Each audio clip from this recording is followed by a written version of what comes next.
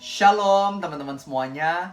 Aku percaya hari ini pasti kita bisa dengar renungan firman Tuhan. Gak kebetulan, tapi ada rencana Tuhan bagi setiap dari kita. Maka itu aku ajak buat kita sama-sama fokus 10 menit ke depan. Kita mulai dengan doa. Kita sungguh-sungguh minta hikmat dan rahmat dari Roh Kudus. Tuhan Yesus, kami hari ini benar-benar datang dengan kerinduan dan kerendahan hati. Kami mau dengar isi hati Tuhan lewat firman-Mu. Maka itu kami minta biarlah Tuhan yang sampaikan apa yang Tuhan mau sampaikan. Dan Roh Kudus Kau yang beracara, lakukan perubahan di dalam diri masing-masing. Dari setiap dari kami yang mengikuti renungan ini. Pakailah hamba-Mu yang menyampaikan, sembunyikan di balik salib-Mu, agar kemuliaan Tuhan sajalah yang bisa dinyatakan lewat renungan hari ini. Di dalam nama Tuhan Yesus, semua yang percaya, kita sama-sama katakan amin.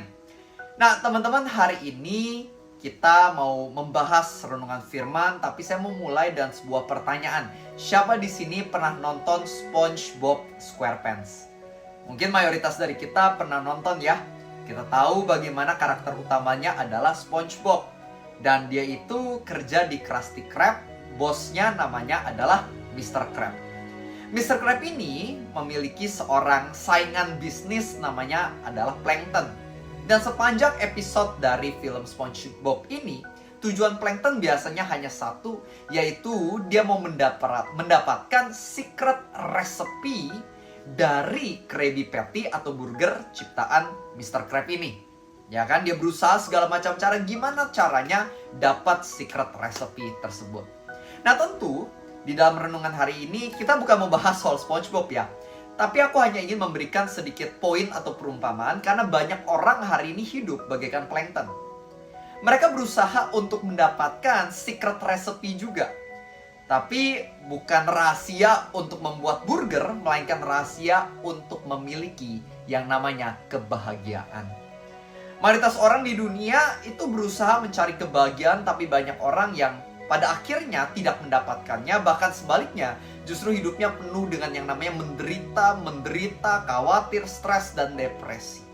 Makanya hari ini kita mau lihat firman Tuhan. Apa sih rahasia kebahagiaan yang udah Tuhan sampaikan? Dan kita bisa belajar dari Filipi 4 ayat 11 sampai 13, di mana Tuhan ajarin kita lewat hambanya, yaitu Rasul Paulus. Nah sedikit catatan, di sini Rasul Paulus, dia bukan lagi di gunung atau di pantai ketika nulis kalimat ini, melainkan dia lagi ada di penjara, di sebuah keadaan yang kelihatannya nggak enak. Aku kasih bahasa Inggrisnya dulu, bunyinya seperti ini. Rasul Paulus mengatakan, "But I know what it is to be in need, and I know what it is to have plenty. But I have learned the secret to be content in every and any situation. I can do all things through Christ who strengthens me." Bahasa Indonesianya, aku udah mengetahui gimana rasanya kekurangan dan gimana rasanya punya kelimpahan. Tapi aku udah belajar rahasia untuk merasa cukup, puas, bahagia di dalam setiap keadaan. Aku mampu menanggung segala perkara dalam Kristus Yesus yang memberikanku kekuatan. Jadi di sini Rasul Paulus kasih tahu kepada kita, kalau mau bahagia, kuncinya adalah kamu harus merasa cukup dalam Kristus Yesus. Pengenalan akan Kristuslah yang bisa membuat kita sungguh bahagia. Makanya kita bisa melihat orang-orang yang keadaannya kelihatannya enak, tapi ternyata belum tentu bahagia. Contoh, ada orang-orang punya mobil Ferrari, nggak bahagia. Tapi ada orang yang mungkin hanya naik motor, tapi bahagia luar biasa. Ada orang-orang yang mungkin sudah punya anak, 3 bahkan, tapi masih nggak bahagia. Tapi ada juga orang yang mungkin sudah nikah lama, pengen punya anak, tapi belum punya anak, tapi tetap saja bahagia luar biasa. Ada orang-orang yang mungkin lagi sehat, tapi nggak bahagia. Ada orang yang lagi sakit parah, tapi bahagia. Nah apa sih yang membedakan? Yang membedakan itu sebenarnya adalah kesadarannya. Bagaimana hidupnya sudah diberkati atau belum oleh Kristus. Banyak orang sebenarnya sudah diberkati luar biasa, tapi tidak menyadarinya alias kurang bersyukur. Makanya stres terus. Tapi orang-orang yang sadar Tuhan udah baik banget sama dirinya, tentu dia akan lebih bahagia di dalam menjalani hari-harinya, apapun yang dia alami dan hadapi. Begitu pula dalam hidupku. Teman-teman, kalau misalnya kamu tanya, hari ini Revi bahagia nggak? Jawabanku bahagia. Bukan karena keadaanku, tapi karena aku tahu aku kenal Tuhan. Aku nggak pernah melangkah sendirian, melainkan ada Tuhan yang berjalan bersama dengan aku. Dan juga aku tahu ada keselamatan. Tuhan Yesus sudah mati di atas kayu salib, mencurahkan darahnya untuk nebus dosaku. Aku nggak perlu masuk neraka lagi, tapi bisa masuk surga. Dan itu alasan aku berbahagia hari ini. Nah sama, hari ini cobalah kenal Tuhan. Inilah rahasianya. Karena kalau misalnya kamu masih berpikir kamu akan bahagia tergantung dengan banyaknya uang yang kamu punya, atau pencapaian atau status kamu di dalam pekerjaan, kamu akan lihat kamu nggak akan bahagia atau sulit buat bahagia. Karena mungkin setelah 5 tahun, mungkin kamu belum mencapai keuangan yang kamu inginkan. Mungkin kamu belum mencapai status jabatan yang kamu inginkan. Atau mungkin kamu sudah mencapainya sih, tapi endingnya kamu tetap nggak puas, pengen lebih, dan lebih lagi. Endingnya kamu tetap nggak happy. Atau mungkin kamu lihat orang lain, keuangan kamu akhirnya mencapai ini, tapi pas lihat orang lain di sini keuangannya, kamu mulai iri hati dan berpikir, aku bisa bahagia kalau aku mencapai dia. Setelah kamu capai dia, tetap aja kamu lihat ada yang lebih tinggi, kamu merasa bisa bahagia kalau lebih lagi. Nah ini banyak terjadi dalam kehidupan banyak orang. Makanya hari ini ketahuilah, kebahagiaan bukanlah sesuatu yang bisa kamu dapatkan di masa depan, melainkan kebahagiaan adalah sesuatu yang bisa kamu nikmati hari ini. It starts when you know Jesus Christ personally. Teman-teman, jangan sampai kita dikuasai oleh yang namanya iri hati. Teman-teman, aku mau kasih sedikit perumpamaan. Jadi pengalaman aku dulu, waktu aku masih kecil, aku pernah waktu itu datang ke sebuah bazar bersama dengan orang tuaku dan juga keluarga dari temennya orang tuaku beserta anak-anak mereka. Jadi banyak juga anak-anak yang sebaya dengan aku waktu itu ke bazar tersebut. Dan awalnya aku seneng, happy banget di bazar itu.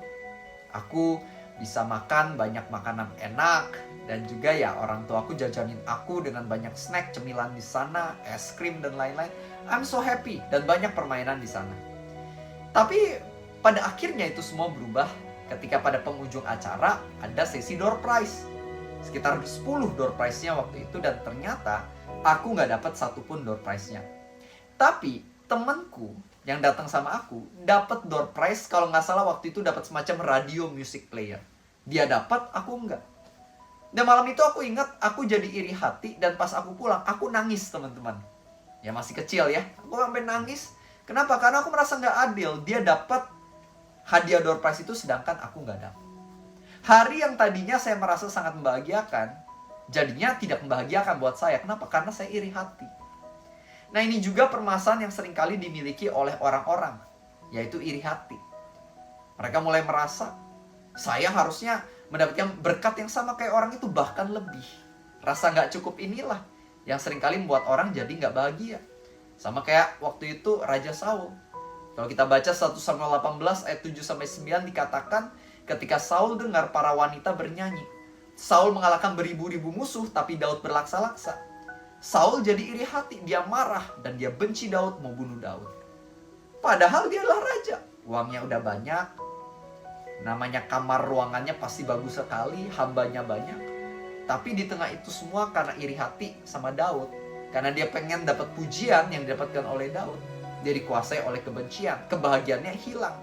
Dia malah akhirnya menjalani kehidupan dengan misi yang jahat, karena dia dipenuhi oleh rasa insecure.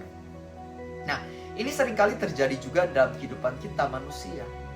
Makanya Tuhan pengen ingetin pada setiap dari kita, jangan sampai kita dikuasai oleh entitlement. Harusnya kita dikuasai oleh contentment. Apa itu entitlement? Entitlement adalah rasa aku layak diberkati lebih dari ini. Tapi contentment adalah rasa aku bersyukur dan merasa cukup karena aku tahu aku udah diberkati jauh banyak sebelumnya. Kita punya pilih, mau jalanin hari-hari dikuasai entitlement atau contentment. Di dalam hidup kita, seharusnya kita punya contentment. Kenapa? Jangan sekedar lihat berkat-berkat materi. Ya tentu itu harus kita syukuri ya. Kita punya tempat tinggal, mobil, keuangan, itu semua tentu kita syukuri. Tapi lebih dari itu, lihatlah berkat tertinggi dalam hidupmu, yaitu Tuhan yang sudah mau mengadopsimu sebagai anak. Tuhan yang menyediakan keselamatan untuk kamu. Tuhan yang sudah memberikan hidup dan menyertai kamu 24/7 hari ini. Bukankah itu sungguh adalah berkat yang bisa kita syukuri hari ini? Maka itu jadilah orang yang jalani hari-hari penuh dengan rasa cukup. Because you can do all things through Christ who strengthens you. Amin. Mari kita tutup dalam doa. I want to pray for you. Tuhan, aku mau berdoa bagi temanku hari ini. Mungkin ada beberapa yang dengar firman ini dan saat ini ada beberapa di antara kita yang mungkin dikuasai oleh rasa iri hati, serakah, merasa nggak cukup. Aku berdoa bagi setiap dari kami, biarlah pengertian, hikmat, wisdom dari Tuhan mengalir, supaya setiap dari kami bisa tahu dan sadar bahwa kami sudah diberkati banyak. Dan gak ada satupun alasan untuk kami mengeluh, gak ada satupun alasan untuk kami komplain ataupun iri hati, melainkan ada begitu banyak alasan buat kami berterima kasih. Karena Tuhan yang kami sembah sungguh adalah Tuhan yang baik dan penuh dengan kasih karunia. Pimpin setiap temanku ini, kemanapun dia melangkah, dia bisa penuh sukacita, penuh kebahagiaan, dan bisa menyalurkan sukacita tersebut kepada orang-orang yang ada di sekitarnya. Bless them, oh Lord. Di dalam nama Tuhan Yesus, aku berdoa, aku percaya. Amin. Teman-teman, aku share renungan firman biasanya jam 6 pagi setiap hari. Maka itu jangan lupa klik tombol subscribe, bunyikan tombol lonceng, supaya nanti kita bisa ketemu lagi, kita bisa share firman Tuhan, dengar firman Tuhan sama-sama lagi. Dan buat teman-teman yang tertarik baca buku aku punya buku Jujur Sama Tuhan, Single Searching for Love, Ikutlah Aku, dan banyak buku lainnya ada di Shopee. Lihat aja caption di bawah, dan kamu bisa dapatkan dan bisa diberkati olehnya. Itu aja info buat hari ini. Sekali lagi thank you so much buat supportnya, and see you tomorrow.